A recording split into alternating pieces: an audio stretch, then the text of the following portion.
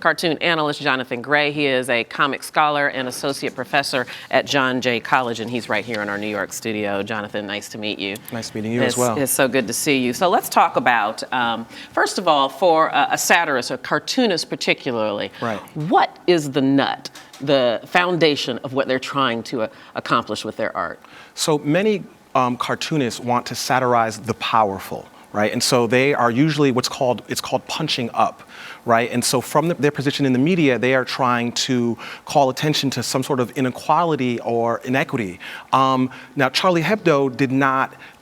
They didn't reserve their punches, for just the powerful, right? So they would sort of aim in a scattershot fashion all around society, and so they call themselves equal opportunity offenders. And I'm glad you brought that up because I wanted to talk a little bit about the history of the satirical cartoons that were in Charlie Hebdo. Were they typical? Because there are a lot of cartoonists out there, political and otherwise, that do this satire. Did they seem to push the envelope more than the mainstream, if you will? Well, certainly in an American context, I mean, they were far beyond what we would consider the mainstream. They sort of made it their modus operandi to always be on the edge of good taste, and sometimes they would spill over into poor taste, and other times they would successfully sort of walk that line. But they didn't care.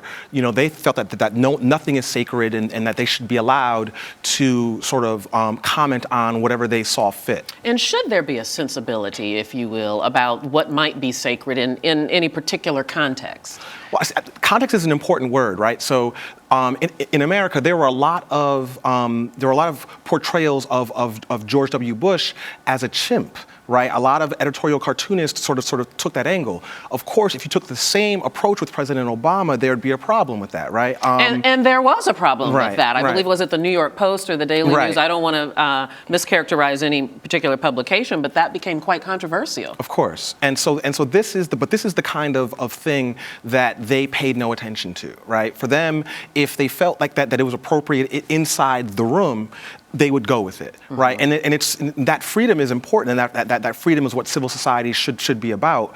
And of course, no one is defending the attack on them, but it's very easy for those images to travel outside of a certain context and to inflame passions.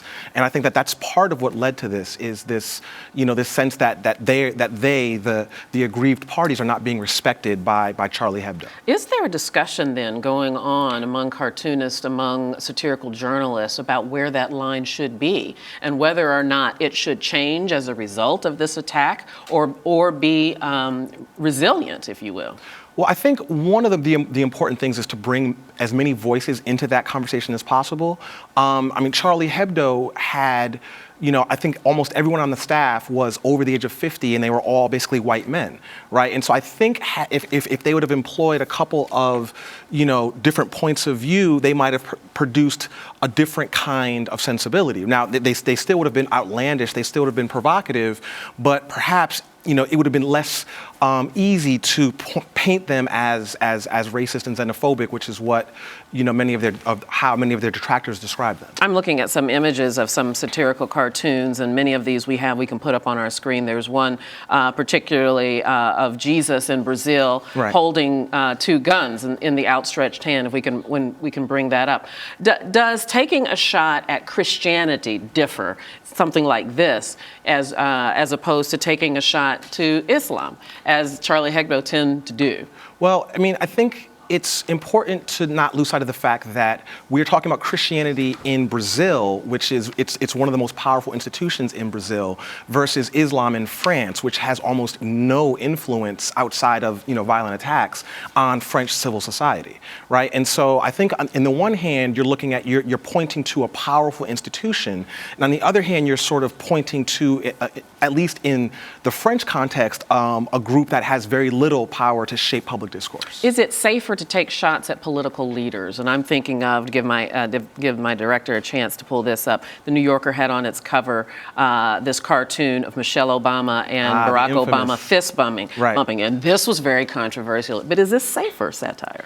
Well, I mean, I think, again, no one will mistake this for wanting to wanting to further marginalize those who are already on the margins. I mean, Barack Obama is president of the United States. At the time, he was the overwhelming favorite to be elected president, right?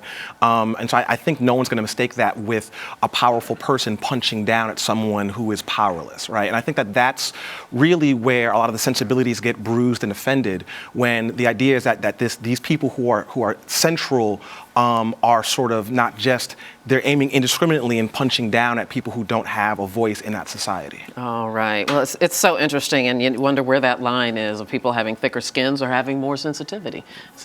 Jonathan Gray, thank you so much. Nice to meet you. Sure.